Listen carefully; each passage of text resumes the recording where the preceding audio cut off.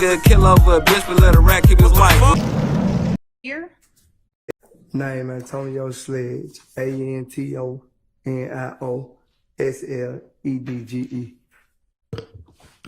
Good morning, Mr. Sledge, and you are perfectly situated, turning to the jury so that they can hear you. I'm going to stand over here so that you speak loud enough so that the last juror can hear you, okay? Yes. Thank you.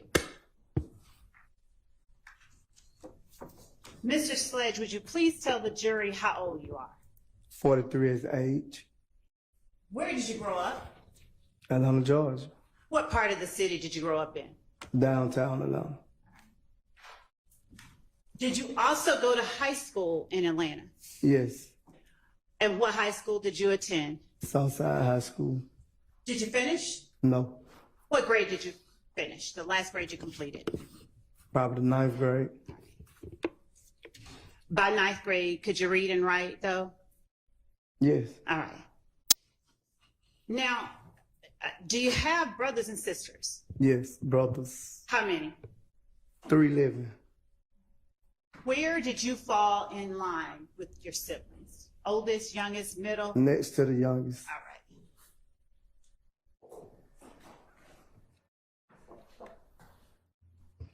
Do you know of a person named Kenneth Copeland who answers to the name Woody? Yes. All right. You sort of frowned up your face. Why'd you do that? No reason. All right. Come on now. Do you know of a person named Jeffrey Williams who answers to the name Thug? Yes. What about a person named Shannon Stillwell or Shannon Jackson who answers to the name SB? Yes. Do you know a person named Diamante Kendrick who answers to the name Yak? Yes. Do you know a person named Demekion Garlington who answers to the name Lil D? Yes. Do you know a person named Quindarius Zachary who also answers to the name Lil D? Yes. How do you distinguish one Lil D from the other when you're just talking in regular conversation? I call both of them D. Okay. And if someone asks you which D, how do you respond? D. If you're talking about Quindarius Zachary? D. Lil D. Lil D. Do you know of a person named Rodelius Ryan? No. Okay. Do you know of a person named Marquavius Huey who goes by the name Quay? No, I don't know him, but I've heard it around the way. So you do know of him, or you? I know of him. Okay. What about Quamarvius Nichols? Do you know of a person named Quamarvius Nichols who answers to the name Quay as well? Of him. Do you know a person named Quantavius Greer who answers to the name Umfunk? Yes. Do you know of a Dolly Greer or a Max Greer? Yes. What about Dora Greer? Yes. All right. Do you know them to be Jeffrey Williams' sisters? Yes. Now tell the jury, if you will, how well you would say that you know Jeffrey Williams. I've been knowing Jeffrey Williams since he was probably like 16. How many years would that make it that you've known him? What is 2024? Probably like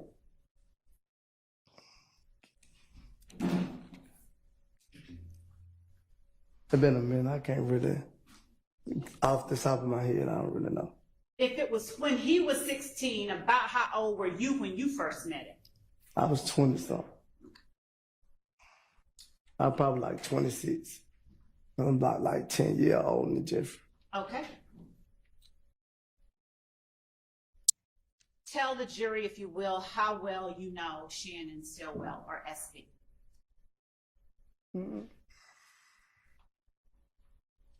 Well, I met Shannon around like 2014, 15, somewhere in that area. When you say you met him around 2014, or 2015. What does that mean for you in terms of how well you know him? I know we built a great relationship. And was that from the start, from the time that you met him to now, you all have had a great relationship, or is that something different? You said could you repeat yourself? Yes, I can. Did you all have that great relationship that you just described for the jury from the moment that you all met, or did it develop over time? From the time that we met. Okay. And do you all still have that same great relationship? Well, I haven't talked to Shannon because he's been incarcerated. Okay, hold up. Your Honor, we would move to strike that last portion. Yeah, please disregard that. All right, give me just a second. Y'all didn't even get comfortable. I'll have to excuse y'all and see you back again in a few minutes. Mr. Sledge, can you step outside? Your Honor, may it please the court. On behalf of Mr. Stillwell, we are moving for a mistrial at this time. There's been a comment about my client, comment from witness Antonio Sledge about my client being incarcerated. It is prejudicial to my client, suggests a criminal history, it suggests a flight risk. It prejudices my client. Also, Your Honor, I would just note for the record that Mr. Sledge, my understanding is Mr. Sledge has been cooperative with the state, meaning he's made himself available. His attorney, Mr. Derek Wright, is here. Mr. Sledge has been here all morning. There's absolutely no reason that the state knew what questions they were going to ask. They knew that they were going to ask about the relationship with my client at this time. The duty is on the state to prepare their witnesses to not relay or testify to prejudicial material such as my client being incarcerated throughout this trial, and they failed to do so. So we're moving for a mistrial at this time. Ms. Love.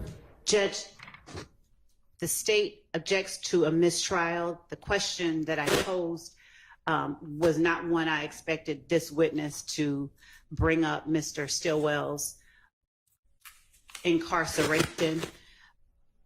We'd ask simply for a limiting instruction for a few reasons. One, Mr. Shart indicated that his mistrial motion is based on the witness's reference to Mr. Stillwell's incarceration. There has been admitted as evidence that Mr. Stillwell got incarcerated at some point. We expect further testimony to come out with details about Mr. Stillwell's becoming incarcerated, and the witness's statement on the stand, even where I asked that it be struck, does not rise to the level of meriting or warranting a mistrial. And I can go outside and further caution him to not talk about anyone's incarceration. Okay, and isn't Mr. Stillwell in fact charged in this indictment with possession of a firearm by a convicted felon? He is. Okay. He is, Your Honor, and I don't think there's any dispute that my client was incarcerated at some point. He's been arrested for these charges. I mean, I think everyone would acknowledge that. But the fact that he's still incarcerated, and I just don't understand how the state could ask, how's your relationship with him on this date or today? And they wouldn't expect a witness who apparently wasn't prepped to say, oh, well, actually, I haven't been able to talk to him because he's incarcerated. That seems like a very likely that's not answer. Exactly what happened. Well, whatever the transcript shows, it seems like that was a very predictable answer to that question. Okay. I mean, it sounded to me the way it came up. Please do further caution him, but it did not sound like that came up as a purposeful question to secure that kind of evidence before the jury. It was essentially like, how is your relationship with Mr. Stillwell? Well, he'd been incarcerated. That could be, and that's all that he ended up saying. That could have been at any point in the past. That did not indicate right now he is presently incarcerated. I'm going to deny the motion for mistrial. If you want a further any kind of instruction, let me know that. But given that evidence has already and is going to come out that at some point in Mr. Stillwell's past, he has been incarcerated, this really is nothing beyond what they're going to know anyway. May I step outside? You may. Do you want any sort of other instruction, curative instruction? May I have a moment? Sure.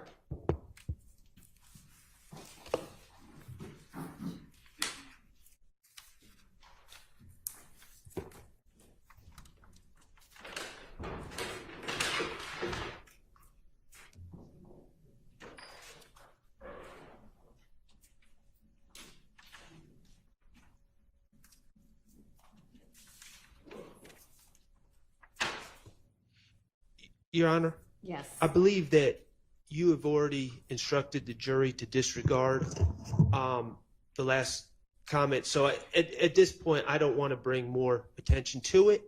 I would, for the record, though, renew my motion for mistrial to preserve this issue and reserve it before the next questions. All right, understood. Thank you.